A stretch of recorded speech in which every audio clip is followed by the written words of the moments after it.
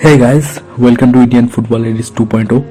तो आज मैं डायरेक्टली बात करने चला आया। तो बेसिकली बात करना था एक बहुत बड़ा इशू को लेके जो इंडियन फुटबॉल में अभी चल रहा है। जैसे खबर में सुनाई दे रहा है, हम लोग देख रहे हैं, बहुत सारे वीडियोस आ गए कि इंडियन फुटबॉल बैन हो सकता है। न्यूज़ आर्टिकल निकलते रह रहे हैं, कुछ कोर्ट में केस चल रहा है, फीफा इंडियन फुटबॉल को बैन कर सकता है।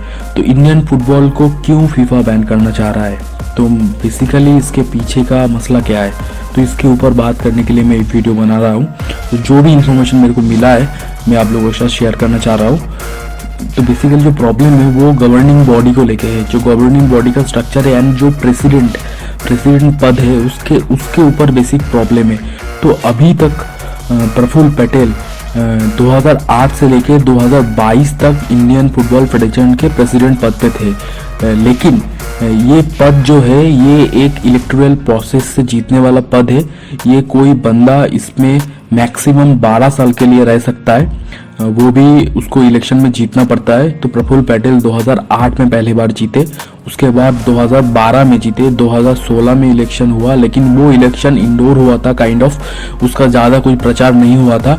तो उसके ऊपर भी केस लगा था, उसके ऊपर भी PIL फाइल हुआ था। उस PIL पे रिजल्ट पे कोर्ट ने उस इलेक्शन को कैंसिल कर दिया था। उसके बाद ऑल इंडिया फुटबॉल फेडरेशन ने उस वर्डिक्ट के ऊपर पिटिशन डाला, पिटिशन के अगेंस्ट में प्रफुल्ल पटेल फिर से प्रेसिडेंट बने।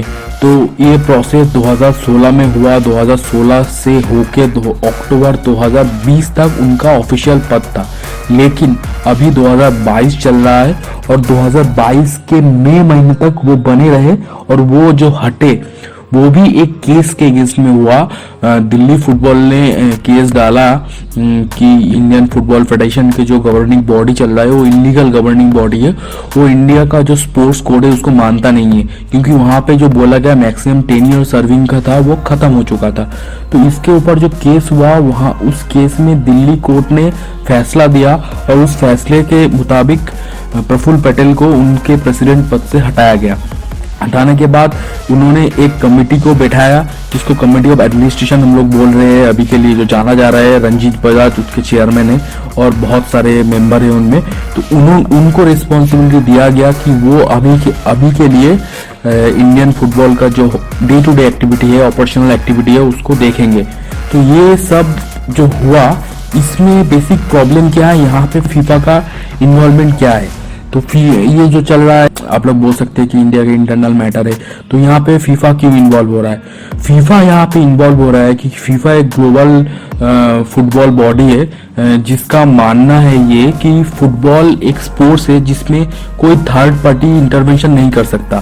तो अभी यहाँ पे फीफा को जो दिखाई दे रहा है कि इंडियन फुटबॉल में कोर्ट इन्वॉल्व हो रहा है, कहीं ना कहीं पे और भी स्टेक होल्डर इन्वॉल्व हो रहा है, और कोर्ट ने पूरा जो अपर गवर्निंग बॉडी है उसको डिसमेंटल कर दिया है। नया एक कमेटी बैठा है जो फुटबॉल को कंट्रोल कर रहा है। तो फीफा यहाँ पे उसका कंसर्न दिखा रहा है कि ये नहीं चल सकता, इसमें प्रॉब्लम है।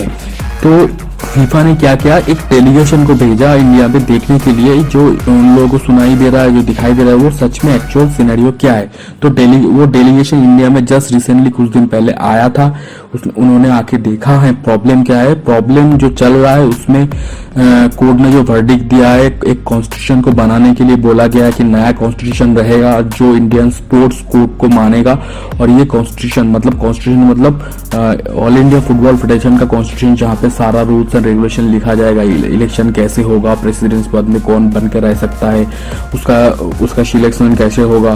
तो ये पूरा प्रोसेस कोर्ट ने लिखने के लिए बोला गया है। वो कमेटी को रिस्पॉन्सिबिलिटी दिया गया है कि वो नया कॉन्स्टिट्यूशन सबमिट करेंगे, और वो सबमिट होने के बाद ही इलेक्शन होगा, और इलेक्शन में नया प्रेसिडेंट सिलेक्शन होगा। तो फीफा ने इसको समझा और फीफा ने क्या किया है, फीफा ने कुछ डेट्स दिया है। उस डेट्स को इंडिया को मैच करना पड़ेगा, उस डेट्स के अंदर इस काम को खत्म करना पड़ेगा। जब इंडिया वो काम उस डेट के अंदर खत्म करवाएगा तभी ये बैन वाला सिचुएशन खत्म होगा। नहीं तो अगर वो डेट को इंडिया मैच नहीं करता है तो ये बैन हो सकता है इंडिया फुटबॉल से ग्लोबल स्केल में। अगर by any chance India ban हो जाता है तो बहुत सारा फर्दर प्रॉब्लम्स इंडिया को फेस करना पड़ेगा।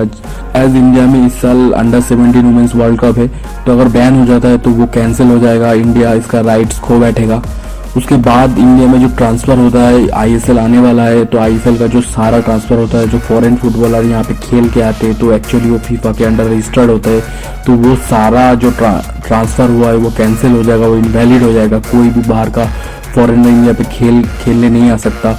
और इंडिया का नेशनल फुटबॉल टीम का जो भी नेक्स्ट मैचेस है, जैसे इंडिया ने अभी बहुत अच्छा परफॉर्मेंस किया है एएफसी कप क्वालिफायर्स में, उसका जो फाइनल राउंड है, तो उसके लिए भी इंडिया कैंसिल हो सकता है। इंडिया वहाँ पे खेलने का राइट्स खो बैठ सकता है, कोई भी इंटरनेशनल मैच इंडिया का नहीं होगा।